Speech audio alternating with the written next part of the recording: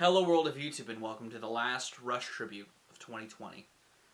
This year has been rough. It's been very, very rough. While I wouldn't say it's the worst year of my life personally, it's been pretty bad. I've had some mental lows, some emotional lows. I've had some bad things happen, but I do appreciate the growth that I've had in face of the adversity.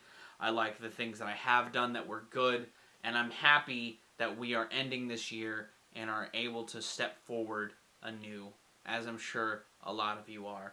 There's been a lot of things that I've done to pay tribute to one of my favorite bands in the passing of their drummer and primary songwriter, Neil Peart. You know, I did Redacted, I did comic book breakdowns, I did level breakdowns. I did a lot when talking about this band, and I'm sure a lot of you figured it was going to build to this, but I'm going to be doing something different. I'm not going to be doing a discography review in the old format or the new format. I'm doing a third format purely because of the scale of Rush's discography, and I hope that you understand that. But I'll get into more why I'm doing what I'm doing in the format that I'm choosing and what the fuck DX even means.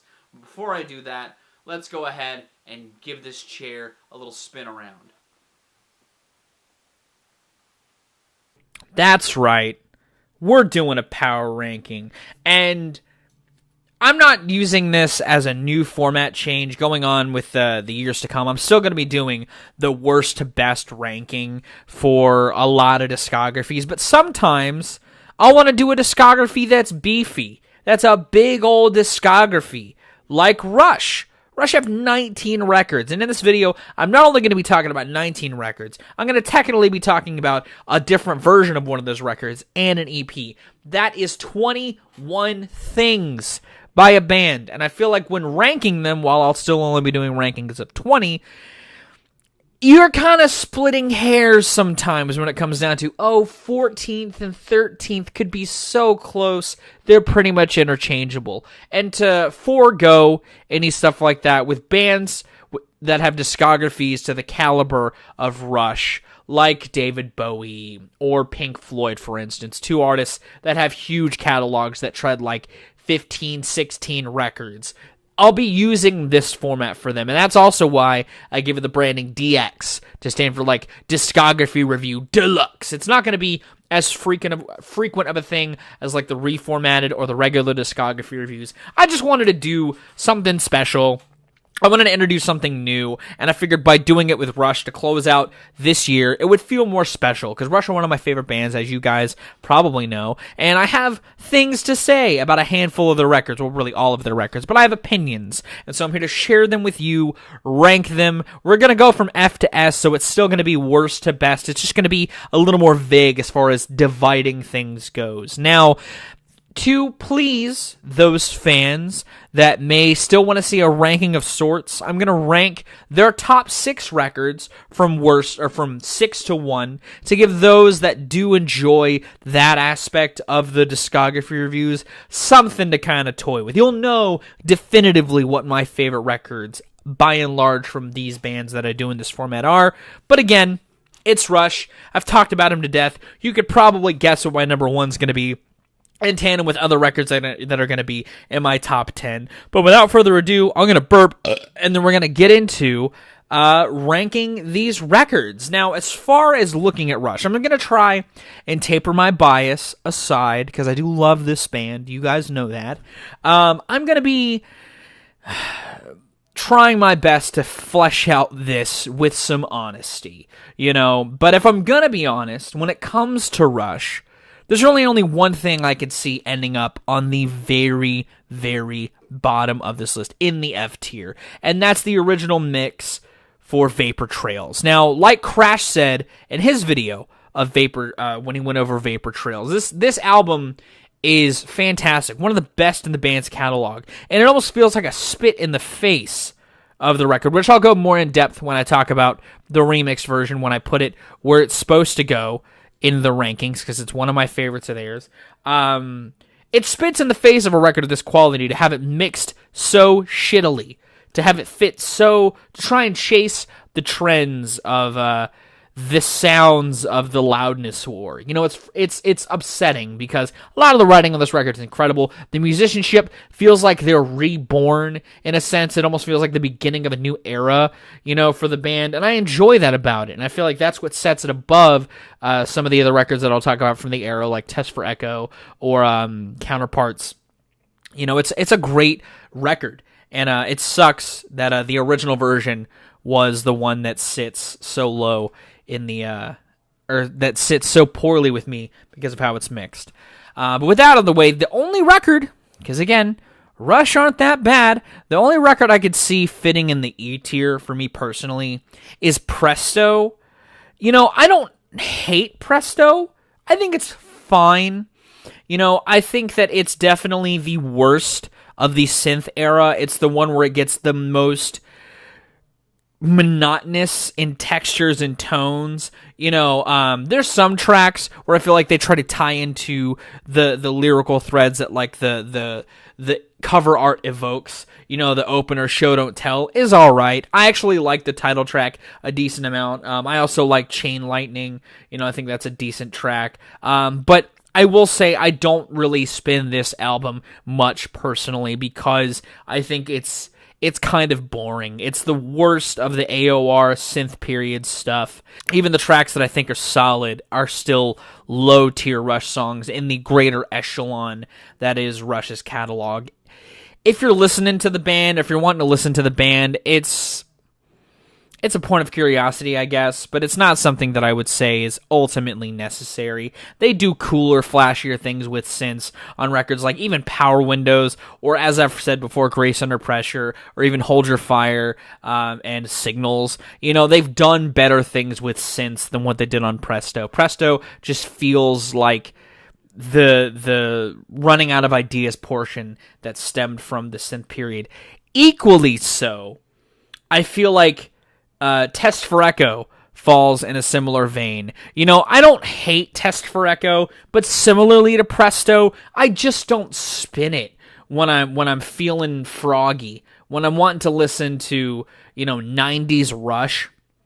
I'd rather listen to other stuff. You know, I like tracks like The Color of Right. The title track is alright. I even dig Time and Motion okay. But I wouldn't say that this record is one that I ultimately sit with much.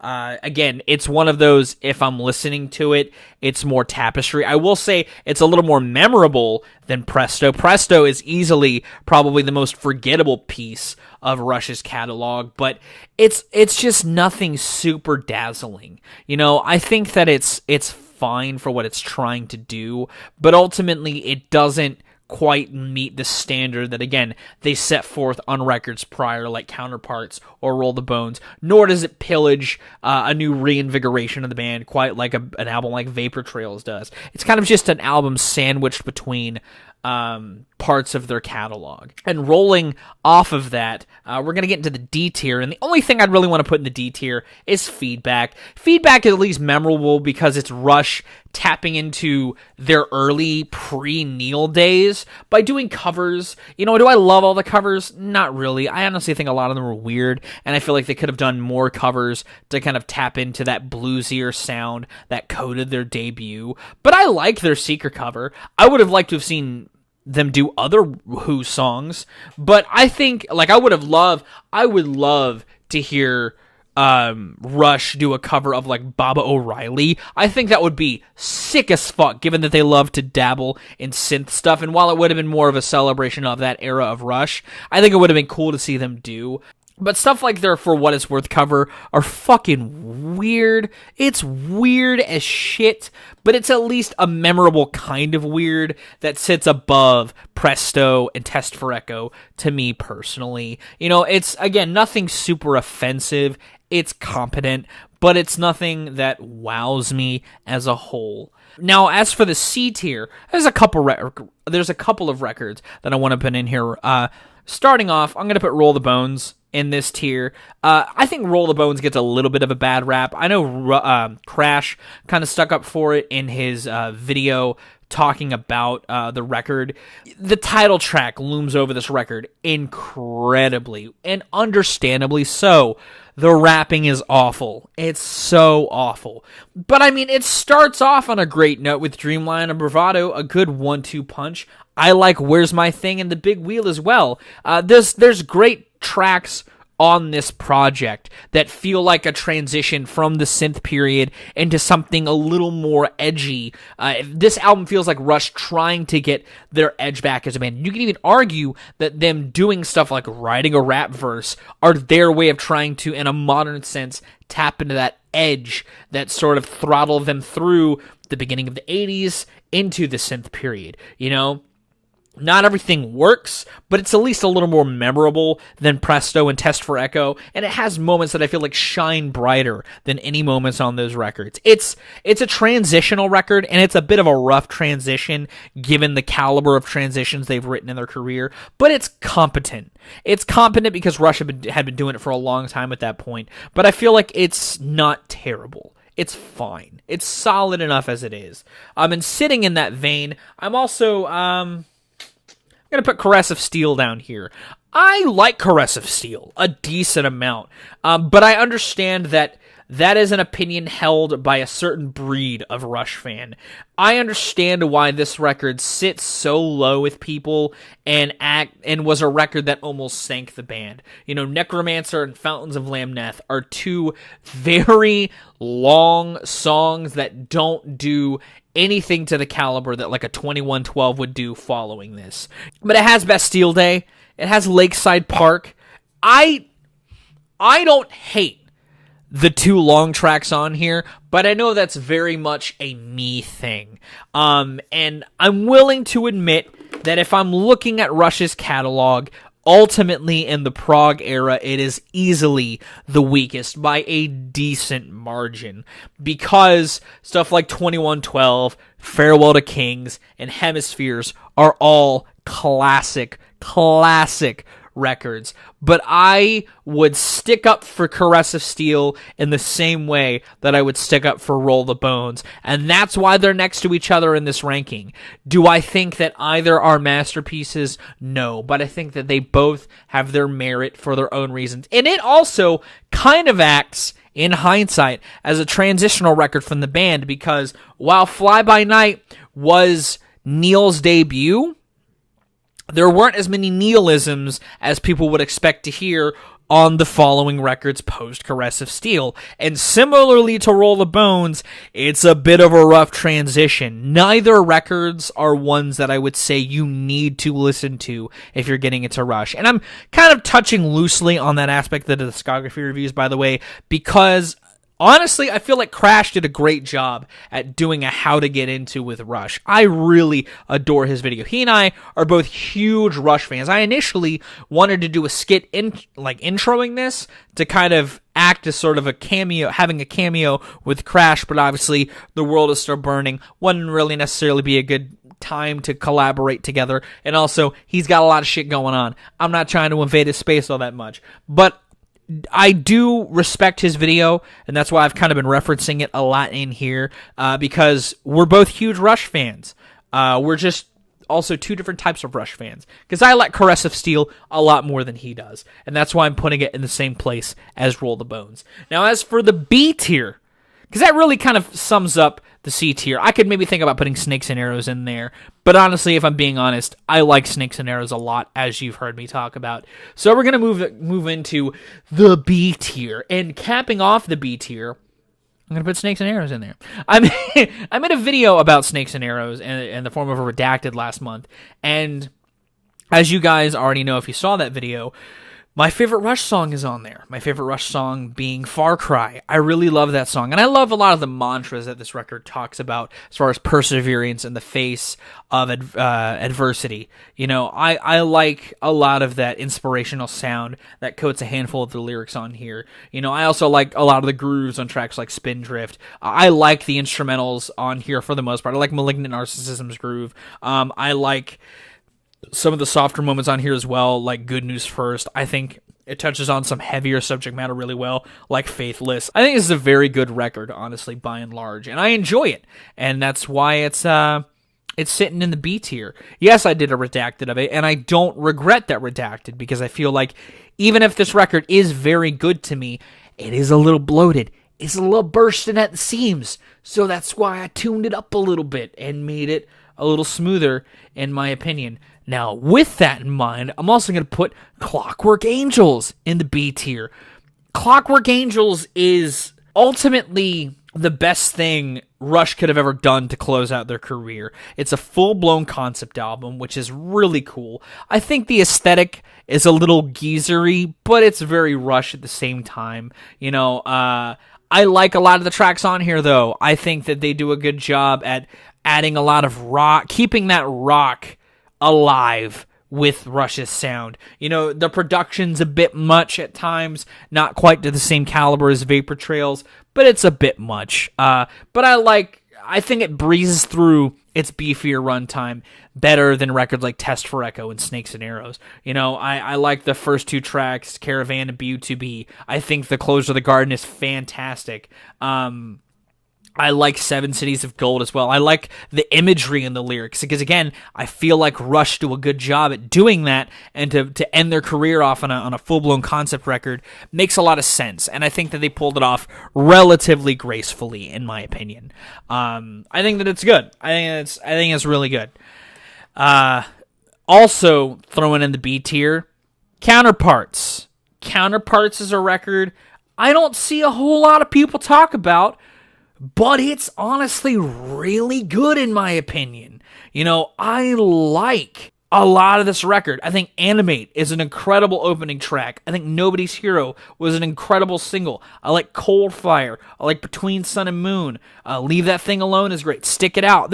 There's a lot of tightness in this record that, again, it feels like the band was kind of rejuvenated with this project. They were really shedding more of that synth period behind. They were leaving that in the dust and pillaging forth with a lot more edge and rock in their sound. And I feel like they pulled it off gracefully with Counterparts. I feel like if you enjoy some of the classic Rush, you'll enjoy Counterparts. It's kind of the last album of its sound that comes together this tightly in the band's catalog.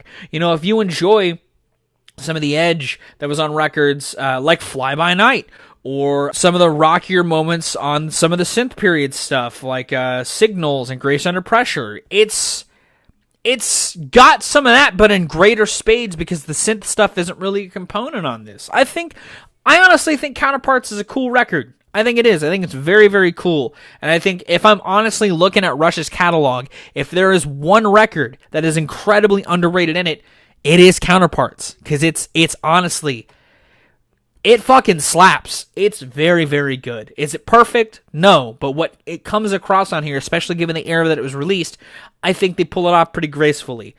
Throwing in the ring in the B tier as well, Power Windows. Power Windows, for all of its synthiness, it is super synth.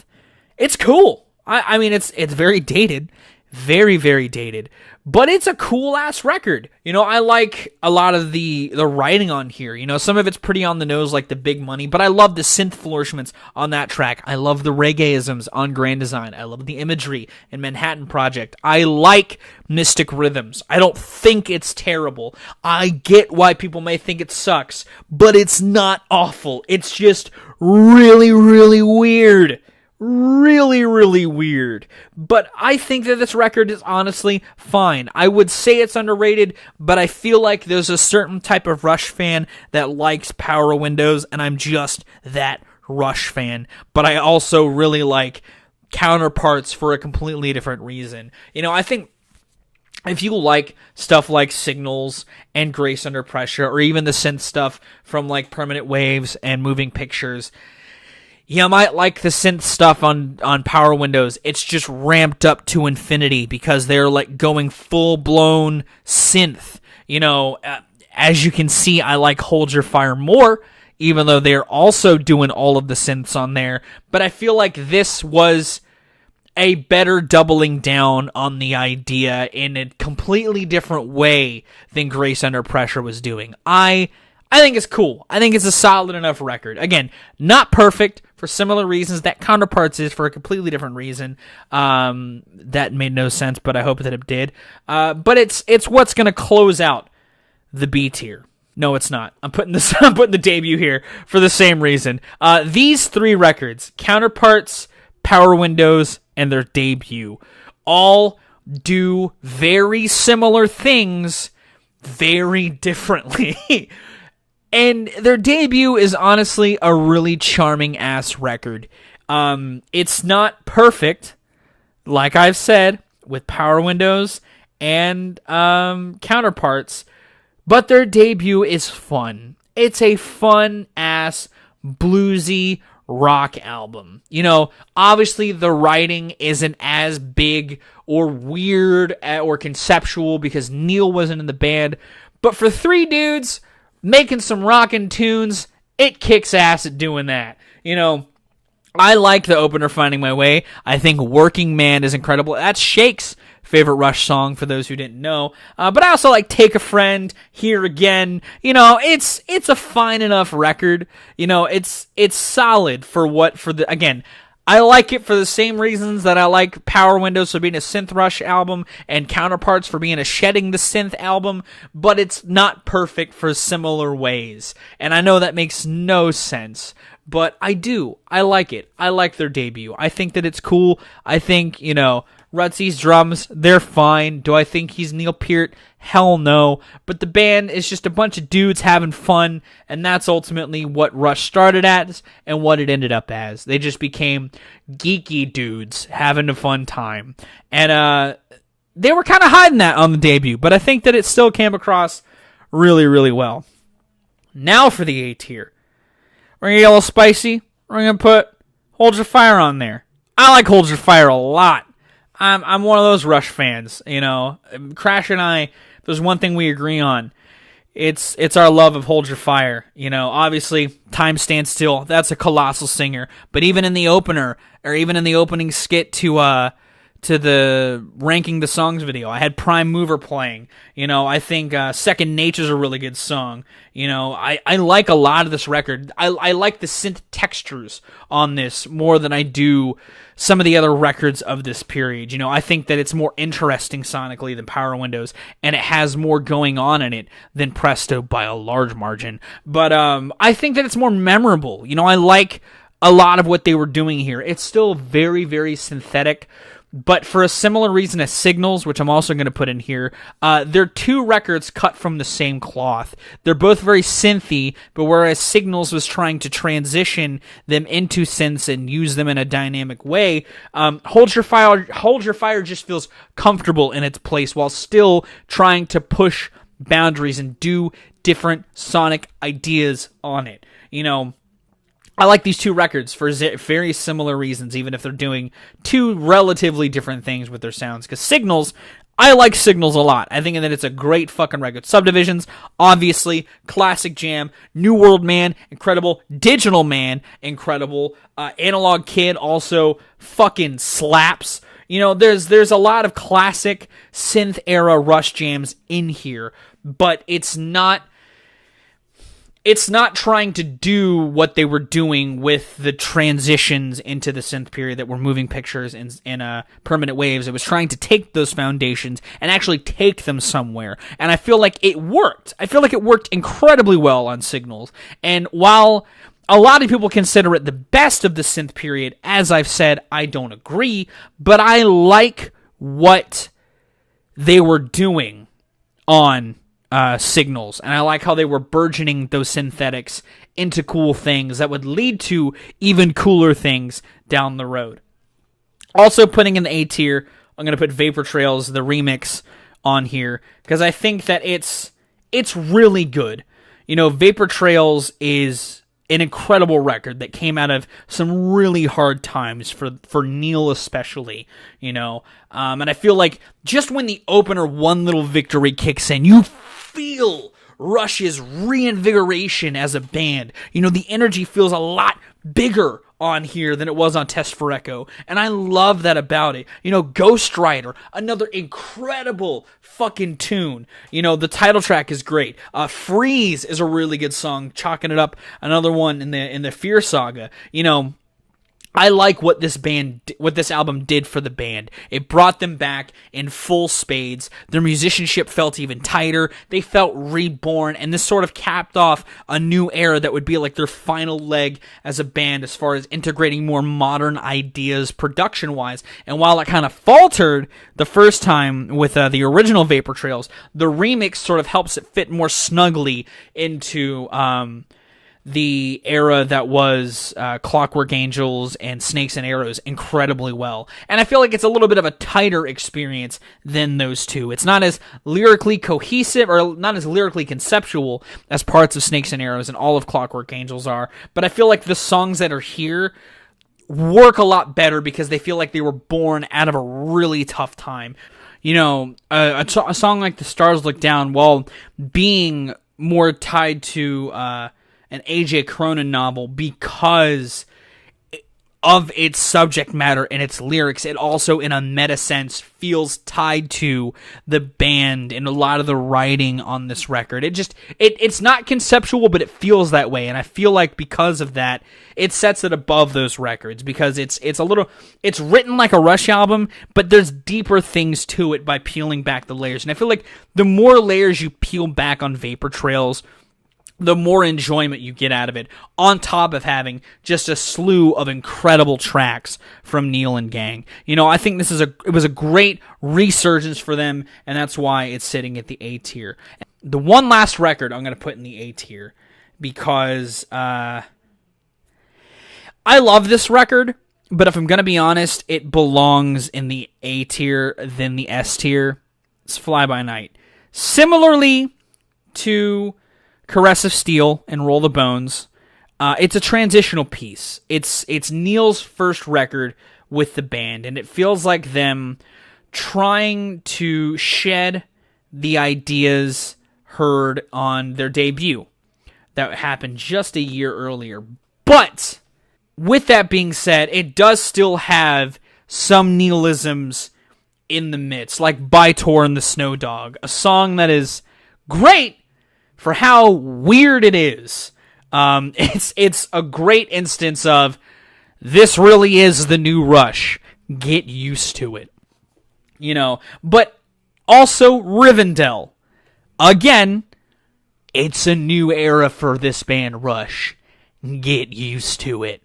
But in tandem with that, really great rock songs in the midst. The title track, one of the most iconic Rush songs ever. The opener, Anthem, Beneath, Between, and Behind, incredible. You know, it's a good melding of old Rush or debut Rush and Neil Rush. And I feel like it's the best transitional record, kind of, the band had ever written, at least up to that point. Yes, my favorite record is technically considered a transitional record, but still, if we're talking about early era Rush, bringing in a new member and one who is so very different than Rutsy, like Neil, I think they handled his transition to the band impeccably well. I love Fly By Night, and when I was getting into Rush, this was a record I really latched onto because it's tight. It's still a great tight rock album. It's just got some cool weird shit in it. And hey, that's probably why I like Rush so much. And I feel like it's a good gateway into Rush. I haven't really talked about that much in this review. You know, I've talked about maybe listening to Counterparts if you want something good that's a little underrated. If you like synth Rush, listen to Power Windows. But I feel like Fly By Night might be one of the best gateway records into the band because it's not quite as weird, whether synthetically, like on Hold Your Fire and Power Windows and dated to the youth, or as weird as Caress of Steel and Roll the Bones get at points, nor is it as bloated as their late period stuff. It's a good, cut the bullshit, here's Rush album. And while I'll probably suggest some of the stuff I like more than it above it, it's still worth your time. It's a good, essential, one of the first records to listen to if you're getting into Rush, in my opinion. If only because it is very much the birth of the band, really. You know, I love the debut. Again, great stuff. But Fly By Night is really where Rush found their footing as a band, in my opinion. Now for the S tier. All these records, all 6 of these records, they're going in the S tier. So let's start placing. Grace Under Pressure. I've made a whole video about this record. I fucking love this album. And I think it's the best synth period Rush album, sans these two. The best purely synth period, because again, these are kind of transitionals. The best purely synth period Rush album is easily Grace Under Pressure. It's got some cold atmospheres. It's got some good grooves. It's got some ska, some reggae shit. I love all of that. That's why it's an S tier, in my opinion. My guy. Farewell to Kings. I like Cygnus X1. I like the weird shit on this record a lot. I really do. And that's why, like, I know that it might be a weird take to some to like Farewell to Kings so much. But dude, I like the weird Renaissance shit, like Farewell to Kings and Madrigal. I think those are cool. I like the writing on Cinderella Man. I like the absurdity of Xanadu. I think Closer to the Heart is a pure ass ballad, and Cygnus X1 is weird as shit. I like weird, so that's why it's my number 5. I like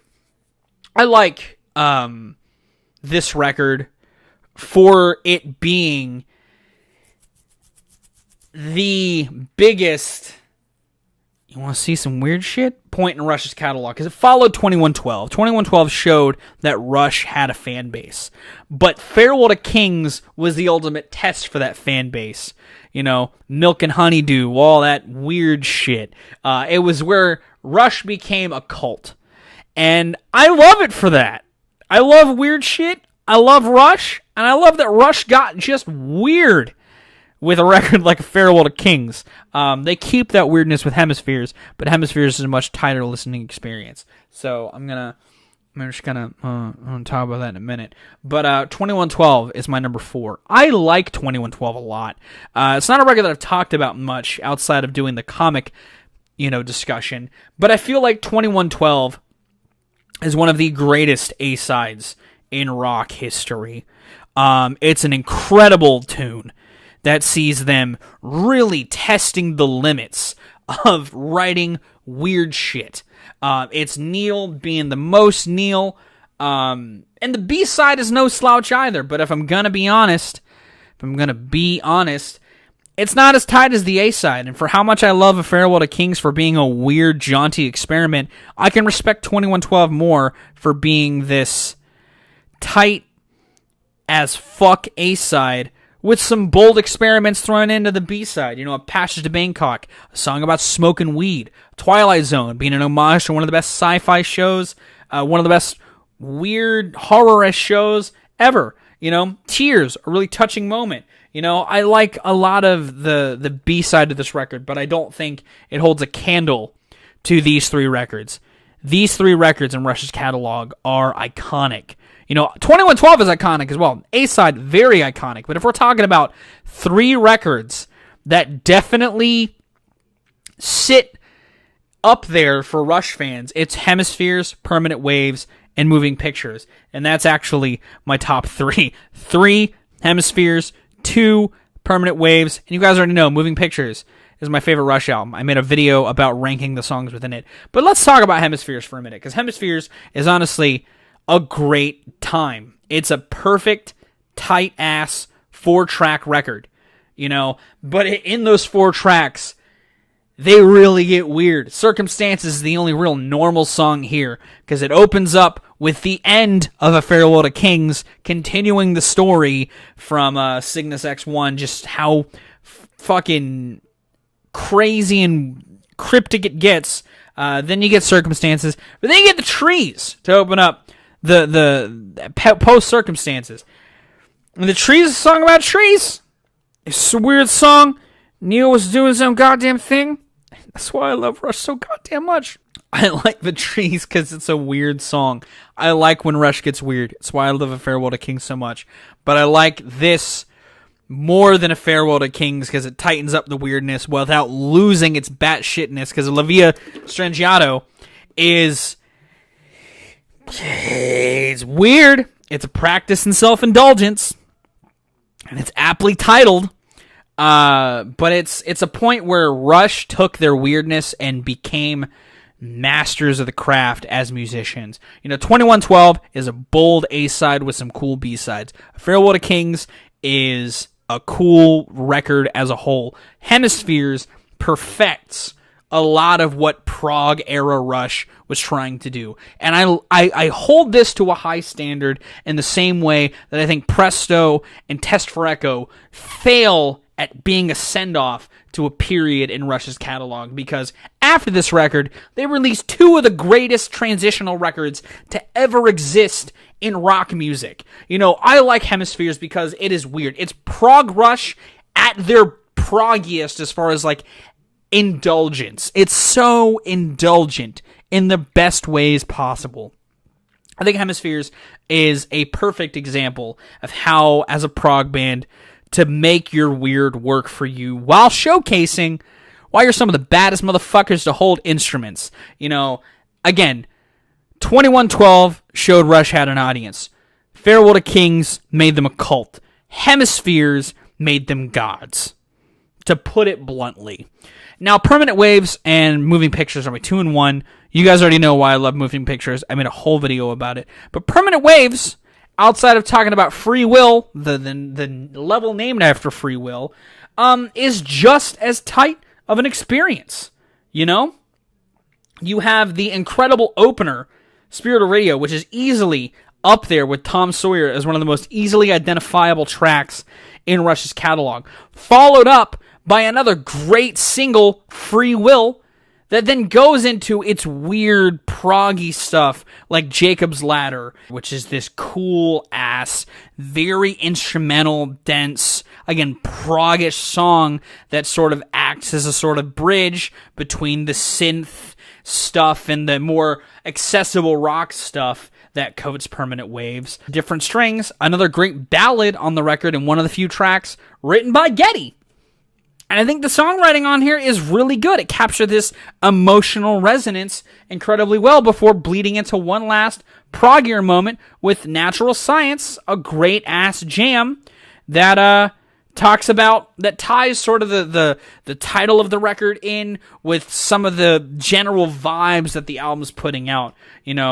Trailing into ideas maybe toyed with on Jacob's Ladder, and some of the general broader concepts or lyrical images painted throughout the record. It's an incredible, incredible record, and I understand why it's Crash's favorite Rush album. But Moving Pictures is a goddamn rock masterpiece that further bridges their sounds more into synthetics, does it perfectly. It's an incredible record. I made a whole 19-minute video about Moving Pictures. I highly recommend you check that out. But obviously, that's my number one, and that's my ranking of Rush's discography. What did you think about it? What did you think about my reviewing this format of review? Did you like it? This is my tier list. This is my tier ranking of Rush's entire discography and why. Hopefully you enjoyed this. If you did, please give it a like. If you want to see more of my music, gaming, and general nerdery content, be sure to subscribe. Special thanks. I'm going to transition to get that how I had it before. That's my ranking. Did you like it? What's your favorite Rush album? Where am I wrong in your opinion? Let me know in those comments down below. If you like this video, be sure to give it a like. If you want to see more of my music, gaming, and genre nerdery content, be sure to subscribe. Special thanks to my patrons. If you'd like to join their ranks to get early access to content, exclusive content, or to help drive the community, it's linked in the description. Thank you so very much for indulging me. I'm going to go ahead and just make this full screen real quick. I'm just going to get real here for a second. Thank you so much for indulging me this year. You guys know I love Rush. Neil's passing hit me very, very hard. And it's been a joy to revisit this band that I love so very much. I really love Rush, and I hope that came across in this video. I really think that they were one of the best bands in their style because they weren't afraid to be bold. And that's one of the things I really like about their sound. I like that they never let adversity keep them down. Whether they were experimenting with synths, some would say maybe a little too much, myself included, or even writing hip-hop verses, or transitioning more into like a dad hard rock style. They aged very gracefully, something that a lot of bands of their ilk could not say. And I love them for that. I think that they were honest guys. They were earnest guys. Alex and Getty are still alive. They do interviews. They seem like really cool dudes. Alex popped up in a Rob Scallon video just randomly. He was just like, "Yeah, I'll pop by. What's up? I'm Alex Lifeson. I'm the guitar god from Rush. What's going on?" But I love this band. I think they're incredible, and I thank you for letting me indulge in talking about their catalog and just talk about them all year. I really appreciate it. But you guys have good days, life situations, and I'll see you another day.